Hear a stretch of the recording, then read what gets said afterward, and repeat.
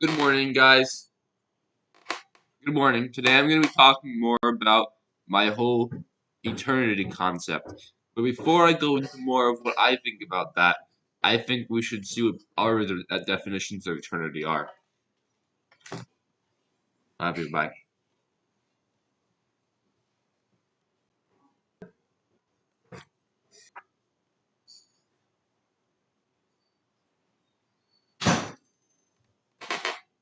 This is one definition.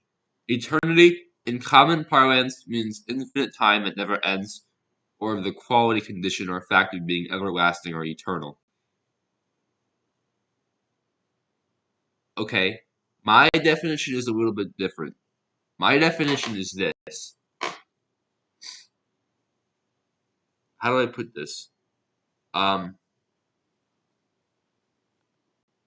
This is something I'm working on. I might be coming soon.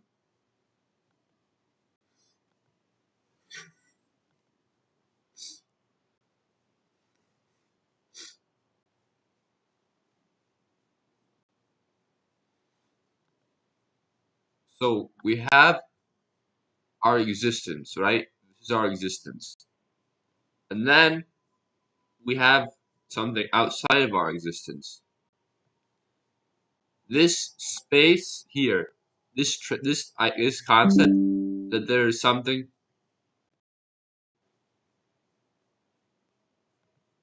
something more outside of here is what begins the eternity. The concept of eternity is that there is always something larger. Like, the way I can describe it is saying there's always a fish. That's how I can describe the concept of eternity best in my that's how I best describe it. Um Great. Now we have this understanding that eternity is everything. It's like eternity is so complete there might as well be nothing. It's just like it's this it's this concept here, you know, and anything is possible because everything is part of this. It's like it's the being of existing. You have two options. You can either exist over here, or you can not exist over here. To finish common things that happen, they are both concepts. This is the space between existing and not existing. This is what they are both part of. They are both concepts. Even what not exists is the being of not existing is still a concept. Yeah. So let's imagine that I'm in space, right? Or I'm in space, and we have the whole universe, right? And we have one kingdom who is being conquered by a great empire. Nobody knows anything greater than the empire, but there is something out there that is even greater, and something that is even greater than that. And this never stops because the possibility for there to be anything greater is what makes there something greater. Because it is all part of the eternal concept. It cannot stop because even if you try and confine this, even if you try and create borders, the fact that there are borders means that there is something outside of those borders, and that when you go outside of those borders, that what is outside of the concept that there is borders means that there is something outside of the borders. Okay, and that itself is part of the system. It is this continual expansion And perhaps this is why the universe is expanding today. Who knows?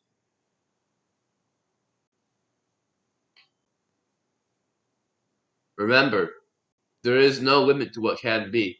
If you can, let's imagine that the gold here represents the concept of everything, of the everything.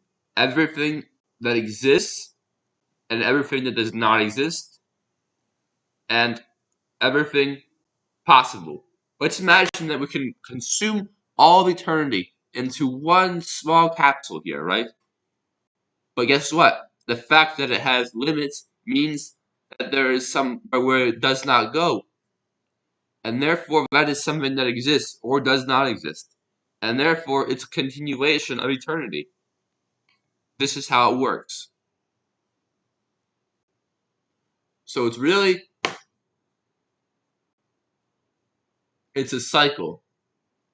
It's a cycle where you find what exists, you find what does not exist,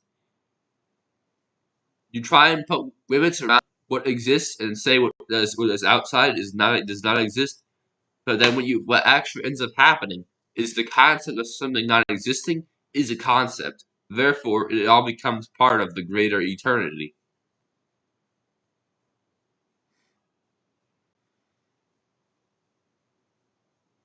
This does not stop.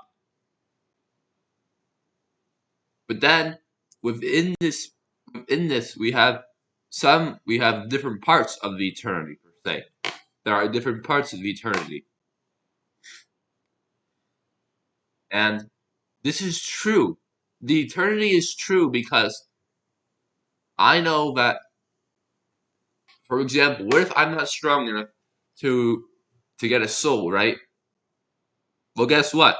Me not being strong enough means that there's a difference between being able to and not being able to. And guess what? Because of that means that being able to is a concept, and therefore it's out there somewhere. We have to be careful what we imagine because guess what? It's all real. It's all part of this concept. It's all out there. But it's really all out there. You know, it's all part of this. And if you try and find a system that's more expansive than this, what you'll end up finding is that it's just a continuation of this. It's just a continuation. This is really the system that cannot be broken. It cannot be broken because anything that is greater than it is part of it. Let's say some scientist, I don't even know what claim could possibly disprove this theory. Because let's say some scientist says, no, there's the limit to what exists, right? Well, no, actually, because if you put a limit to what exists, then that means there's something that does not exist. And therefore, that's a concept that is a part of the eternity. You cannot really put limits on anything in the grand scheme of things. There are no limits. There are none. Anything is possible if you know how to do it. All you have to do is draw yourself closer, step by step, to a realization of what it is that you have wanted. And it's amazing. How can we do this? How can we have this ability to want things? What makes us able to do this? Our brain, our brain that maybe does this. Our brain sees something that it knows will be valuable to our existence, so it sets all of it organizes itself in a sort of pursuit of this thing so that it can better ourselves. We are all, in a way, the process of wanting anything is a pursuit. It's a pursuit that it's like an intoxication. Our brain intoxicates us ourselves, or maybe our body intoxicates itself, so that we all want something. But if we learn how to control this, we can control the things we want. If we have self-control, we can control how much of ourselves we use in our pursuit.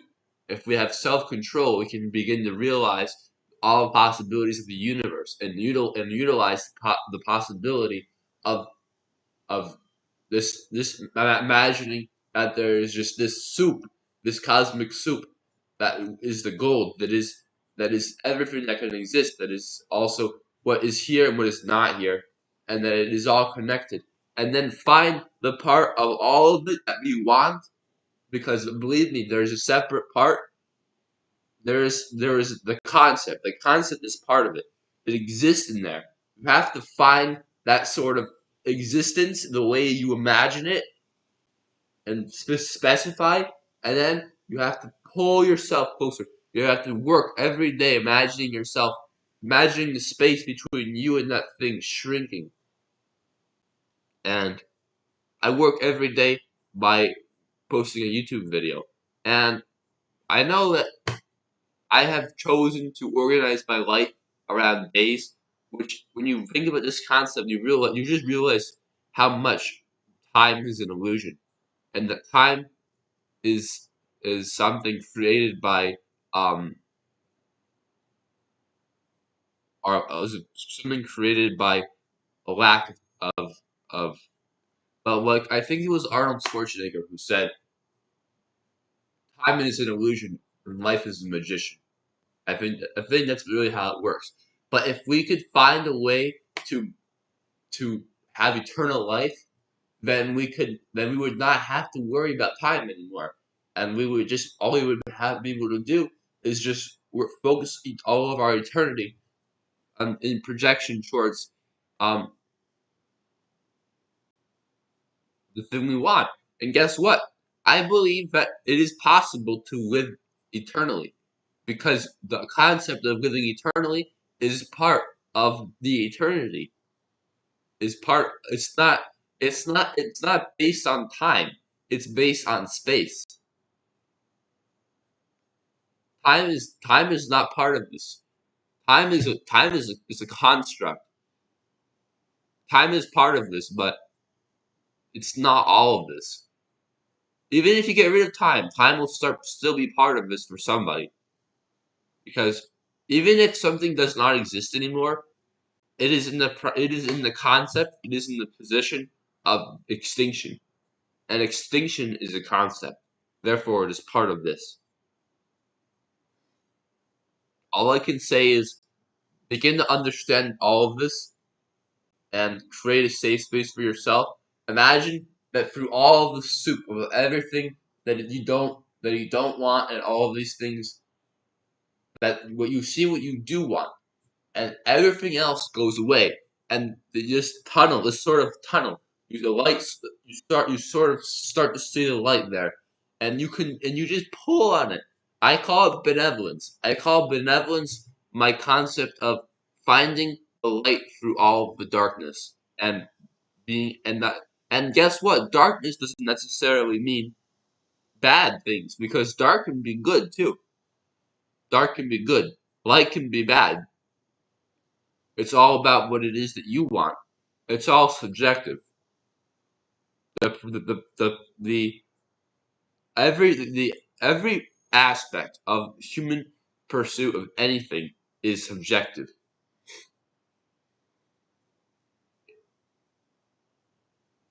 It may be scientific.